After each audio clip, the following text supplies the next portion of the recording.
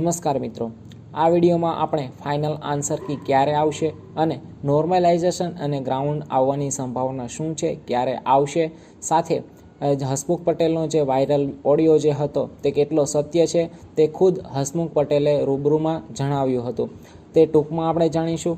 સાથે ફરીથી હાલમાં કાલે જે ગાંધીનગર ગયા હતા યુવરાજસિંહ સાથે ઘણા વિદ્યાર્થીઓ તેમજ જમાવટ મીડિયા સાથે રૂબરૂમાં શું શું વાત કરી હતી તે A to Z માહિતી આપણે 5 મિનિટની અંદર જલ્દીથી જાણીએ। તો ચાલો આપણે વિડીયો સંપૂર્ણ જોઈએ।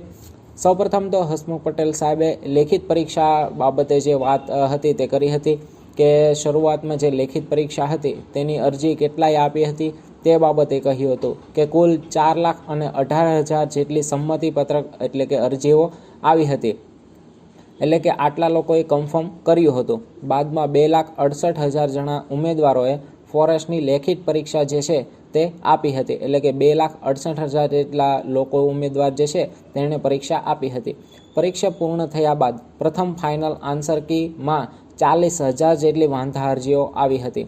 ત્યારબાદ તેમણે જણાવ્યું હતું કે આ 40,000 જેટલી વાંધા અરજીઓ હતી તે ટોટલ 2600 જેટલા પ્રશ્નોમાં એટલે કે 2,600 જેટલા પ્રશ્નો સામે ઉમેદવારોએ વાંધા ઉઠાવ્યા હતા। ત્યારબાદ તેને સોલ્વ કરવાના પ્રયત્નો કર્યા હતા, સમય લીધો હતો। બીજી વખત ફાઇનલ આન્સર કી આવી હતી તેમાં પણ 800 જેટલા પ્રશ્નો સામે જે છે તે વાંધા આવેલા હતા। તેના સિવાયના જે પ્રશ્નો હતા તેમાં જે છે તે સોલ્વ કર્યા હતા, પરંતુ ફરીથી બીજી વખત જે આન્સર કી આપી હતી તેમાં પણ 800 જેટલા વાંધા આવેલા હતા, છતાં અમુક ક્ષતિને કારણે વાંધા હજી પણ રહી ગયા છે। તેથી કાલે હસમુખ સાહેબે જણાવ્યું હતું કે હવે ઓફલાઈન ત્રીજી વાર ઉમેદવારો વાંધા લઈને આવ્યા છે અને હવે સંપૂર્ણપણે જે છે તે આપણે તેને ઉમેદવારોના જે પ્રશ્નો છે વાંધા જે છે તે આપણે સોલ્વ કરીશું।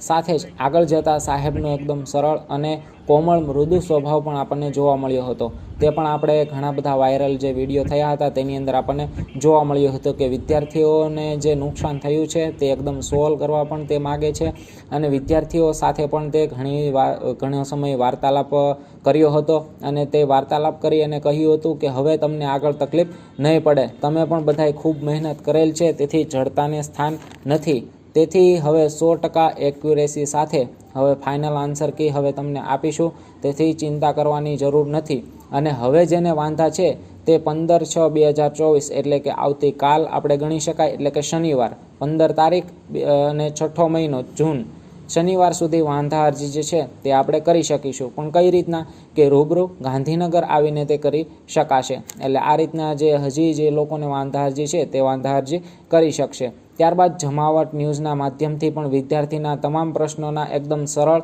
નમ્ર રીતે અને સચોટ જવાબ હસમુખ પટેલ સાહેબે આપ્યા હતા, તે પણ આપણે હવે જોઈએ ટૂંકમાં।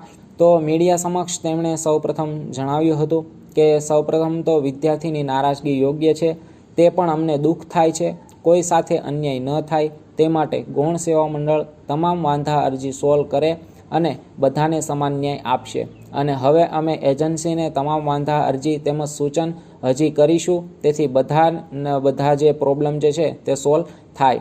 સાથે નવી ફાઇનલ આન્સર કીની તારીખ પણ જણાવી હતી કે ક્યારે આવશે, તો તે પણ 27 તારીખની આસપાસ આપણને જણાવ્યું છે કે 27 જૂન તેની આસપાસ જે છે તે ફાઇનલ આન્સર કી જે છે તે આવી શકે અથવા તેની પહેલાં પણ આવી જશે। તો તેમાં પણ તમામ પ્રશ્નોનું નિરાકરણ કરી અને વહેલા આપવાની સંપૂર્ણ ટ્રાય કરીશું। ત્યારબાદ નોર્મલાઇઝેશન માર્ક્સ અને ત્યારબાદ જિલ્લા વાઇઝ મેરિટ પણ જલ્દી જ આપી દે છે। જ્યારે જમાવટ ન્યૂઝ ચેનલે વાયરલ ઓડિયોની સત્યતા તેમજ તે બાબતે પૂછ્યું હતું કે જે આપણે થોડાક દિવસ પહેલાં સાંભળ્યો હતો કે 7 મિનિટ જેટલો જે ઓડિયો જે છે તે વાયરલ થયો હતો, આપણે સાંભળ્યું હતું કે આ વચ્ચે સાહેબ બોલતા હતા કે બધું મારા હાથમાં નથી, તો તે પ્રશ્ન જ પૂછાયો હતો, તો તેના જવાબમાં કહ્યું હતું કે આ બધું મારા હાથમાં નથી તો કોના હાથમાં છે?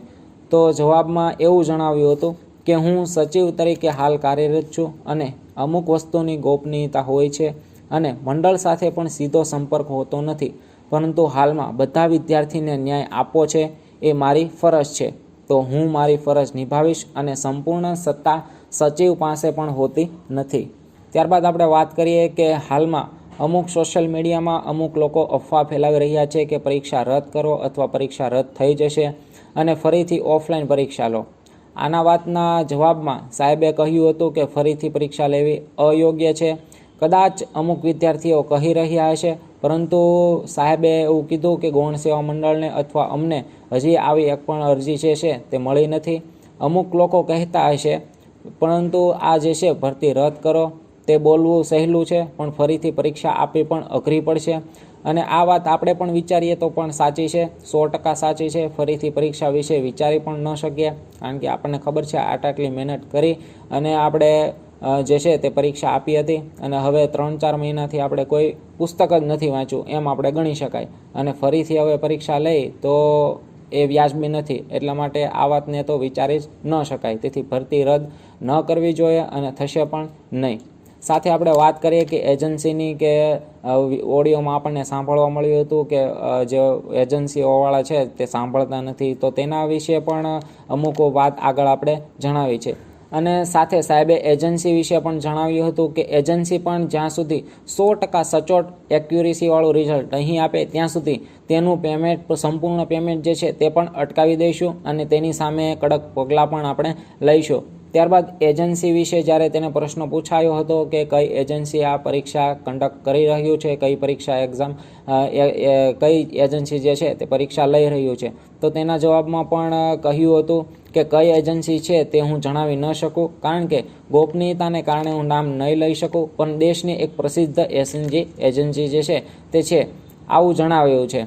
પણ ગેરરીતિ કોઈ જગ્યાએ થઈ નથી, કોઈ કૌભાંડ થયું નથી, માત્ર પ્રશ્નો સામે વાંધા છે, તો તે અમે સોલ્વ કરી આપીશું. તે ભૂલ છે તે અમે સ્વીકારીએ છીએ. આવી રીતનું જે છે તે સાહેબે કહ્યું હતું. અને અંતમાં છેલ્લે જે છે તે બધી જ વાતોનો આપણે સાર ગણીએ કે છેલ્લે કહ્યું હતું કે ઉમેદવારો પાસે હું ક્ષમા માગું છું કે જે વિલંબ થઈ રહ્યો છે, આપનો સમય, પૈસા બગડી રહ્યા છે, પરંતુ જે પાસ થયા છે, 80 ઉપર માર્ક્સ છે, તેને વાંધો નથી.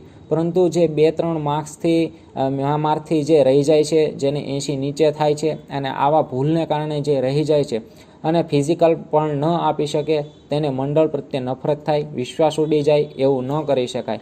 થોડો વિલંબ ભલે થાય, પરંતુ હવે 100% એક્યુરેસી સાથે રિઝલ્ટ અને ફાઇનલ આન્સર કી આપીશું, એવી અમારી કોશિશ રહેશે. આવી રીતનું જણાવાયું હતું. સાથે ગ્રાઉન્ડની પણ વાત હતી કે ગ્રાઉન્ડની ચોખ્ખી વાત તો નથી થઈ, પરંતુ ચોમાસા પછી યોજાઈ શકે છે, એટલે બધા મિત્રોએ તે મુજબ તૈયારી રાખવી. 100% ચોમાસા પછી ગ્રાઉન્ડ આવે એવું જરૂરી નથી, પરંતુ હાલમાં જોઈએ તો વધારે ટકામાં એવું આપણને દેખાય છે કે ચોમાસા પછી જ ગ્રાઉન્ડ આવી શકે, કારણ કે હાલમાં જ આપણે જોઈએ તો 27 તારીખ આસપાસ રિઝલ્ટ આવશે, એટલે કે ફાઇનલ આન્સર કી આવશે. ત્યારબાદ 10-15 દિવસ લે ત્યારે જે છે તે નોર્મલાઇઝેશન આવે, ફરીથી 10-15 દિવસ કાઢે એટલે જિલ્લા વાઇઝ મેરિટ આવે. ત્યારબાદ આપણને ખબર છે જુલાઈ મહિનાનો એન્ડ પણ આવી જાય છે, અને જુલાઈ મહિનામાં તો 100% બધે જ વરસાદ પડી જાય છે, એટલે ચોમાસા પછી આપણે જે છે તે ગ્રાઉન્ડ ગણી શકાય. એટલે એ મુજબ હાલમાં બધા મિત્રો જે છે તે તૈયારી રાખે.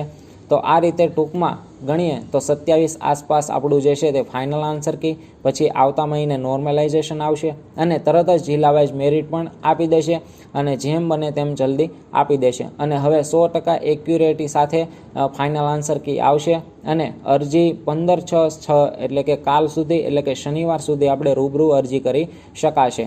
તો હમણાંથી 2 દિવસ ગાંધીનગર જમાવટ ન્યૂઝ સાથે હસમુખ પટેલ અને યુવરાજસિંહ, અને આ 2 દિવસમાં સંપૂર્ણ જે કંઈ અપડેટ હતી તે સંપૂર્ણ અપડેટનો સાર જે હતો તે આપણે ફક્ત 5 મિનિટની અંદર આપી દીધો છે. તો ફોરેસ્ટની સંપૂર્ણ અને સચોટ માહિતીની અપડેટ માટે આપણી ચેનલ ફોરેસ્ટવાલાને સબસ્ક્રાઈબ કરી દો. સાથે વિડીયોને પણ લાઇક કરી દેજો, અને તમારા મિત્રોને અવશ્ય શેર કરી દેજો. Thank you. સંપૂર્ણ વિડીયો જોવા માટે આભાર. જય હિન્દ, જય ભારત, જય ફોરેસ્ટ.